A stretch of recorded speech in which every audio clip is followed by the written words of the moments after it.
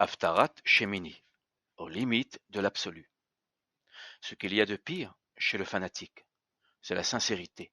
Oscar Wilde. Une première lecture de la Haftarat Shemini révèle clairement le dénominateur commun reliant cette dernière à la paracha du même nom. Au tout début de la paracha Shemini, l'on assiste à la mort subite des deux fils du Kohen Agadol, grand prêtre, Aaron, Nadav et Avihu, au moment même de l'inauguration de la tente du rendez-vous.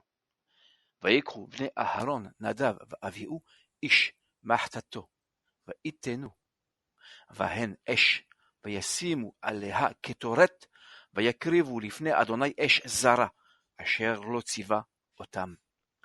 ותצא אש מלפני אדוני ותאכל אותם וימותו לפני אדוני.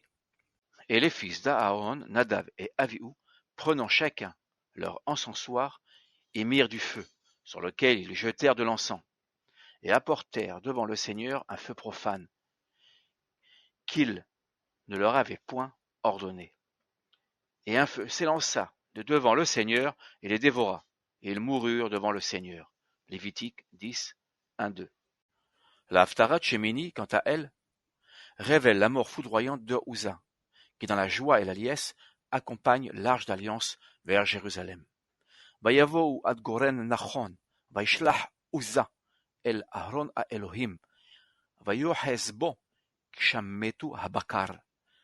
ויחר אף אדוני בעוזה, ויכהו שם האלוהים על השל, וימות שם עם אהרון האלוהים. Comme on arrivait à l'ère de Nachon, Uza s'élança vers l'arche du Seigneur, et s'y agrippa, parce que les bœufs avaient glissé. Et la colère du Seigneur s'alluma contre Uza, et il le frappa sur place pour cette faute, et il mourut là, avec l'arche du Seigneur. 2 Samuel 6, 6, 7. Comment les deux fils d'Aaron, reconnus pour leur grandeur spirituelle, ont-ils pu succomber sous le coup de la sentence divine?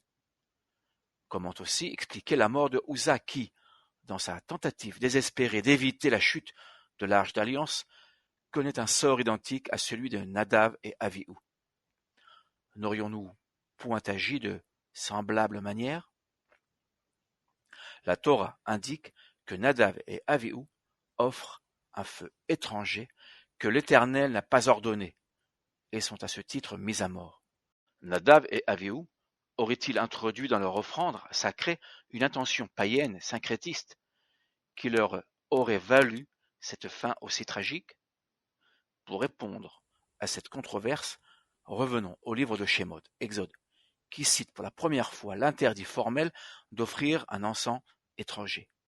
Lo ta'alu alav ketoret zara. Vous n'y offrirez point sur l'autel des encens un encens étranger.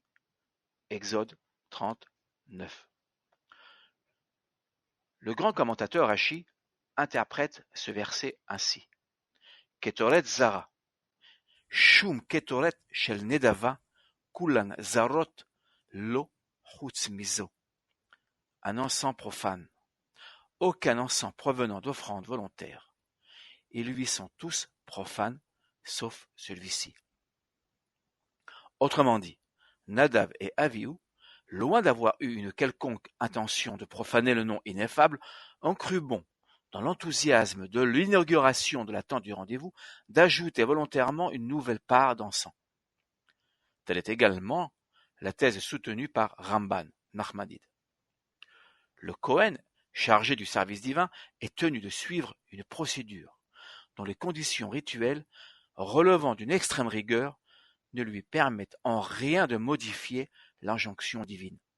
Voir Lévitique 16, 12, 13. L'injonction divine est impérative, invariante et contraignante. Aucune place n'est laissée à l'émotion que pourrait éprouver le Kohen lors de sa pratique rituelle. Si, certes, la Torah révèle le sens de la mort des deux fils d'Aaron, comment expliquer celle de Uza, alors même qu'il tente désespérément de retenir l'arche d'alliance qui est sur le point de chuter? Cette mort subite est, selon les sages d'Israël, déjà inscrite dans le nom du père de Uza, Avinadav, En effet, comme le font remarquer les sages d'Israël, Avinadav est la contraction des deux noms des fils d'Aaron, Nadav et Avihu, intégralement brûlés pour avoir offert un feu étranger. Plusieurs raisons peuvent éclaircir, selon les sages d'Israël, les raisons du foudroiement de Uza. La première raison invoquée se fonde sur le verset suivant. Velivne ke'at ki avodat hakodesh alehem bakatef Isaou. Quant aux enfants de Kehat, chargés du service des objets sacrés, ils devaient les porter sur l'épaule. Nombre 7, 9. L'Arche d'Alliance, contrairement aux autres instruments, doit impérativement être portée sur les épaules de Kehat, l'une des trois familles lévitiques. Or, la Haftarah Shemini spécifie clairement que l'Arche d'Alliance, mise sur le même plan que les autres instruments, est transportée sur un chariot à bestiaux et non sur les épaules des Kohanim. Vayarkivu et Haron à Elohim el agala hadasha, vaïsaouhu מבית אבינדב אשר בגבעה, ועוזה ואחיו בני אבינדב נוהגים את עגלה חדשה. Et l'on place l'arche du Seigneur sur un chariot neuf, et on la transporta depuis la maison d'Avinadav située sur la colline. Uza et Ahio, fils d'Avinadav, conduisaient ce chariot neuf. 2 Samuel 6.3. L'excès de respect à l'égard de l'Arche d'Alliance, aussi bien que des 10 paroles, serait à l'origine de la fin tragique de Uza, qui, n'appartenant pas à la famille lévitique de Kehat, n'était pas habilité à s'en approcher. Les sages d'Israël soutiennent que la volonté d'ajouter à l'injonction divine revient à diminuer et à amoindrir cette dernière. Kol Amosif Gorea, traité Sanhédrin 29a. La Torah met en garde l'humanité contre l'outrance fanatique d'un zèle corrupteur. La grande commentatrice du Tanakh, Nechama Leibovitch, 1905-1997, soutient une troisième raison. Elle soutient que l'on ne doit pas uniquement imputer la mort de Uza à une lacune rituelle, mais à l'atmosphère qui alors prévalait dans le camp de David. Pour étayer sa thèse, Nechama Leibovitch compare les versets précédant l'échec de la première montée de l'Arche d'Alliance à Jérusalem à ceux d'après le drame. Avant le drame, David vechol bet Israël mesahakim lifnei Adonai bechol atzei veroshim ובכינורות, ובנבלים, ובתופים, ובמנענעים, ובצלצלים. Et David et toute la maison d'Israël jouaient devant le Seigneur de toutes sortes d'instruments de bois, de cyprès, harpes, luttes, tambourins, sistres et cymbales. 2 Samuel 6-5. Après le drame, David vechol bet Israël ma'alim et Haron Adonai bitroa uvkol shofar. Et David et toute la maison d'Israël font monter vers Jérusalem l'arche du Seigneur avec une clameur de joie et au son du cor. Shofar. 2 Samuel 6.15. La comparaison des deux versets révèle que les fils d'Israël, entraînés par le roi David, font usage, lors de la première montée, d'instruments de musique profane, contrairement à la seconde montée où l'on découvre le son du shofar qui n'est point sans rappeler le passage du livre de l'Exode, citant le retentissement du cor au moment du don des 10 paroles à Moïse. Exode 20, 14. La légèreté, l'amusement et le divertissement sont absolument à bannir de la sphère de sainteté qui entoure l'arche d'alliance.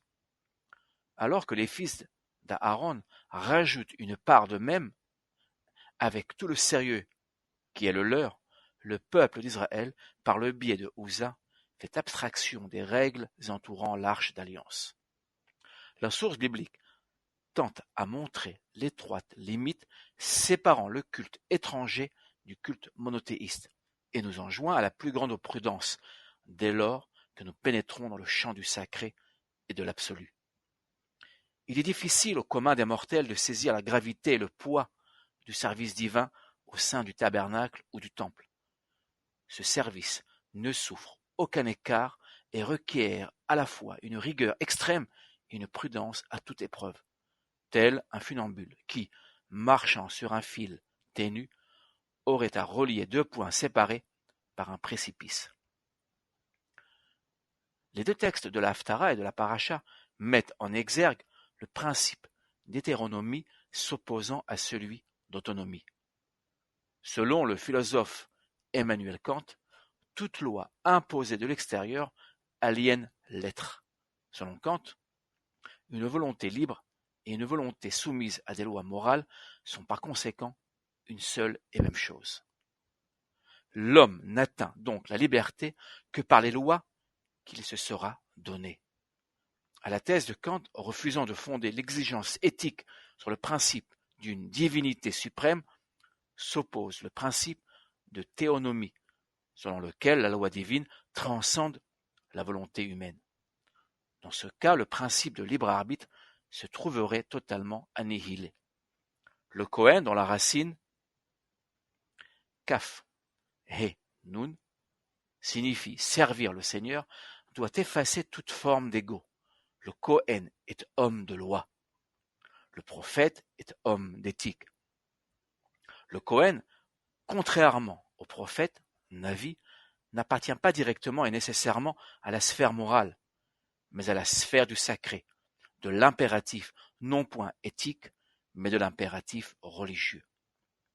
Pourquoi avons-nous le devoir de nous soumettre aux lois strictes de la cacheroute, du shahatnez, de la vache rousse? En fait, aucune réponse explicite n'est rapportée dans la source du Tanakh.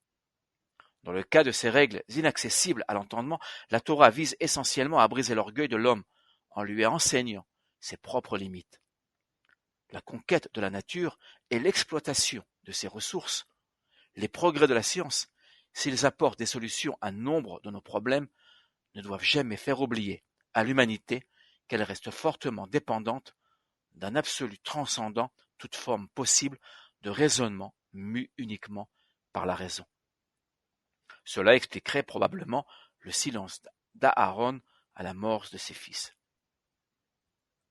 Ve'ata Israël, shema el achukim ve'lamishpatim, asher anochi melamed etchem la'asot l'ma'an tihiyu, uvatem virishtem et haaretz, asher Adonai Eloi avotechem noten lachem, lo tosifu על הדבר אשר אנוכי מצווה אתכם, ולא תגרעו ממנו לשמור את מצוות אדוני אלוהיכם, אשר אנוכי מצווה אתכם.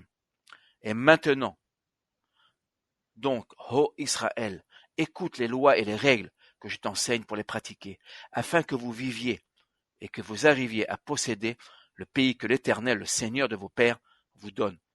Vous ne rajouterez rien à ce que je vous enjoins, et vous ne retrancherez rien, de manière à observer les ordonnances de l'Éternel, votre Seigneur, telles que je vous les prescris. Deutéronome 4, 1, 2. Toda Rabba, merci beaucoup. Shabbat Shalom. Chaim Weizmann.